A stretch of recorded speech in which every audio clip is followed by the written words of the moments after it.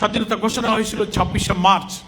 সেই proclamation of ইন্ডিপেন্ডেন্টে বলা হয়েছিল সাম্য, মানবিক মর্যাদা, ন্যায় বিচারের কথা। 55 বছরও সবাই আমরা একমত এবং সবাই বক্তৃতা এবং বিশ্লেষণে বলেন যে আমাদের সেই স্বাধীনতার ঘোষণার আসল লক্ষ্য আজও আমরা অর্জন করতে পারিনি। যে কারণেই কিন্তু 24শে আগস্ট আবার তৈরি হয়েছিল। ওখানেই স্বাধিকার, বৈষম্য, বঞ্চনা, মানুষের অধিকারের বিরুদ্ধে যখন কর্তৃত্ববাদী শাসক অত্যাচার, খুন এবং রক্তের হোলি খেলা চাপিয়ে দিয়েছিল, তখন এখানে আবার আর একটা সংগ্রাম গড়ে উঠেছিল। এই ভূখণ্ডেই হয়েছিল এবং এই সংগ্রামের বিজয়কে অনেকে বলেছেন this is our second independent, অনেকে এটাকে দ্বিতীয় স্বাধীনতা বলেছে। ক্ষমতায় বসে যদি কেউ কর্তৃত্ববাদী শাসন চাপিয়ে দেন, সংখ্যাগরিষ্ঠতার জোরে মানুষের অধিকারকে টুটি চেপে হত্যা করতে থাকেন, সেখানেই কিন্তু ক্ষোভ বিদ্রোহের জন্ম নেয়। সেখানে কোনো মিলিটারি, কোনো পুলিশ, কোনো এজেন্সি, কোনো পরাশক্তি জনতার সে বিদ্রোহের আগুন যে থামাতে পারে না, জুলাই 24 অভ্যুত্থান তার সাক্ষী।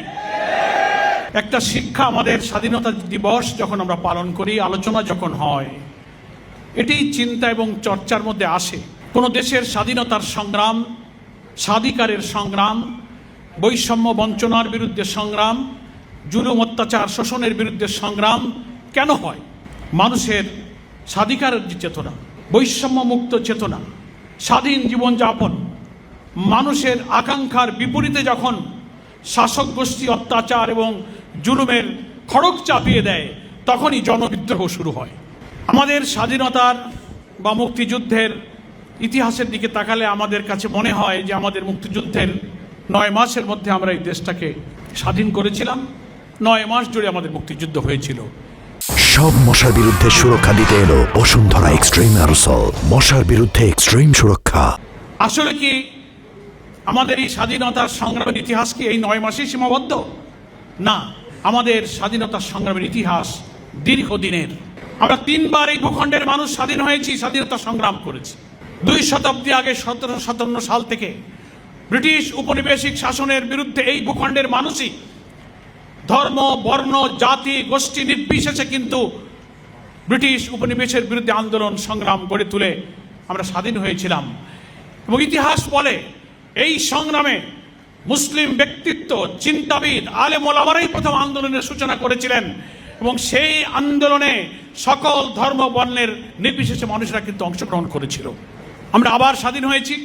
যখন সেই স্বাধীনতা রক্ষা না করে তদানীন্তন ব্রিটিশ থেকে মুক্ত হওয়া যে ভূখণ্ড আমরা পেয়েছিলাম, সেখানেও কর্তৃত্ববাদী শাসন, এক পেশে শাসন, বৈষম্যপূর্ণ শাসন সব কিছু তখন চাপিয়ে দেওয়ার চেষ্টা করা হচ্ছিল। তখনই এই ভূখণ্ডের মানুষের মধ্যে ধর্মীয় চেতনা, মুসলিম জাতিসত্তাবোধ আমাদের জন্য একটি আলাদা ভূখণ্ডের চেতনার বীজ তখন বপন করল। আপনাদের মনে আছে ভারতীয় কংগ্রেসের সভাপতি ছিলেন মৌলানা আবুল কালাম আজাদ। তার একটা লেখা বই হয়তো অনেকে পড়েছেন, ইন্ডিয়া উইন্স ফ্রিডম। সেখানে মৌলানা আজাদ বলেছেন যে কংগ্রেসের বৈষম্যপূর্ণ শাসনের কারণেই এই ভূখণ্ডের মধ্যে মুসলিম জাতিসত্তার চেতনার বীজ তখনই বপন করা হয়েছে, যার ভিত্তিতে 2 নেশন থিওরির ভিত্তিতে আমরা আবার সেখান থেকে আলাদা হয়ে আরেকটি ভূখণ্ড পেলাম। এই ভূখণ্ডেই আমরা ছিলাম। সেই 47-এ যে ভূখণ্ড আমরা পেয়েছি, এই মানচিত্রের মধ্যেই কিন্তু আবার 71-এর স্বাধীন সেই ভূখণ্ডেই কিন্তু আমরা ধরে রেখেছি। তবুও কেন আবার 47-এর পরে আর একটা স্বাধীনতার সংগ্রাম প্রয়োজন হলো? কারণ ওই ভূখণ্ডেও যারা শাসক ছিলেন, মানুষের অর্থনৈতিক মুক্তি, সামাজিক মুক্তি, তাদের অধিকার, স্বাধিকার, স্বাতন্ত্র্যবোধের বিরুদ্ধে বৈষম্য বঞ্চনা চাপিয়ে দেওয়ার কারণে এখানে আবার সেই ক্ষোভ বিক্ষোভ শুরু হয়েছিল। আমরা এই ভূখণ্ডেই আবার স্বাধীন হয়েছি। কিন্তু এই স্বাধীনতার ব্যাখ্যা অনেক বিশ্লেষকরা করেন এবং এটাই বাস্তব। 47-এর পরে আমরা যে নতুন করে 71-এ যে স্বাধীনতা অর্জন করেছি, এটাই বলে দিচ্ছে যে স্বাধীনতা মানেই শুধু একটি ভূখণ্ড নয়, একটি পতাকা নয়, একটি জাতীয় সঙ্গীত নয়। স্বাধীনতা মানেই হচ্ছে সেই মানুষের, সেই দেশের, সেই ভূখণ্ডের জনগণের অর্থনৈতিক, রাজনৈতিক, সাংস্কৃতিক সমস্ত মানবিক স্বাধীনতার অর্থই হচ্ছে প্রকৃত স্বাধীনতা। সেই স্বাধীনতা হয়নি, সেই ভূখণ্ডেই আমাদের আছে। এখন আমরা এই স্বাধীনতার যে ডিক্লারেশনটা হয়েছিল 1971 সালের 10ই এপ্রিল, স্বাধীনতা ঘোষণা হয়েছিল 26শে মার্চ। সেই প্রক্লেমেশন অফ ইন্ডিপেন্ডেন্টে বলা হয়েছিল সাম্য, মানবিক মর্যাদা, ন্যায় বিচারের কথা। 55 বছরও সবাই আমরা একমত এবং সবাই বক্তৃতা এবং বিশ্লেষণে বলেন যে আমাদের সেই স্বাধীনতার ঘোষণার আসল লক্ষ্য আজও আমরা অর্জন করতে পারিনি। যে কারণেই কিন্তু 24শে আগস্ট আবার তৈরি হয়েছিল।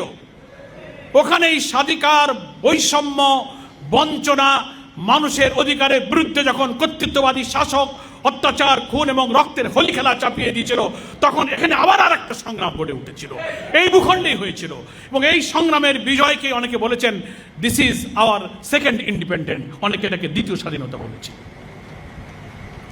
যারা এখন ক্ষমতায় এসেছেন, দেশ যারা শাসন করছেন, জুলাই এবং আগস্টের এই সংগ্রাম থেকে তাদেরকে এখন বেশি করে শিক্ষা নিতে হবে, আমাদেরও শিক্ষা নিতে হবে। ক্ষমতায় বসে যদি কেউ কর্তৃত্ববাদী শাসন চাপিয়ে দেন, সংখ্যাগরিষ্ঠতার জোরে মানুষের অধিকারকে ত্রুটি চেপে হত্যা করতে থাকেন, সেখানেই কিন্তু ক্ষোভ বিদ্রোহের জন্ম নেয়। সেখানে কোনো মিলিটারি, কোনো পুলিশ, কোনো এজেন্সি, কোনো পরাশক্তি জনতার সে বিদ্রোহের আগুন যে থামাতে পারে না, জুলাইয়ের 24শে অভ্যুত্থান তার সাক্ষী। এখনো সময় আছে।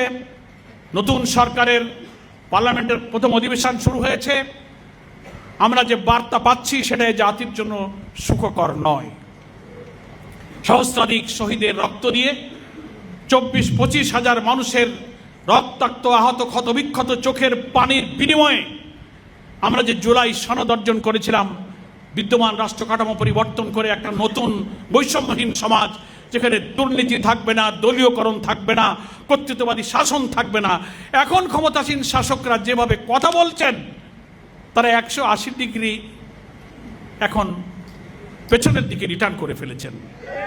তারা বলেন না আমরা এসব ব্যাপারে সমঝোতা হয়নি। এর আগে অনেক সম্মানিত আলোচকবৃন্দ বলেছেন জুলাই সনদে ফ্যাসিবাদ বিরোধী আন্দোলনের সংগ্রামে আমরা যারা ছিলাম সবাই তোমরা স্বাক্ষর করেছি। এখন সেগুলোর সব বাস্তবায়ন হবে না। অঙ্গীকারের মধ্যে পরিষ্কার বলা আছে, স্বাক্ষরকারী দলগুলো আমরা অঙ্গীকার করেছিলাম জুলাই সনদের প্রত্যেকটি বিষয়কে পূর্ণরূপে আমরা বাস্তবায়ন করব।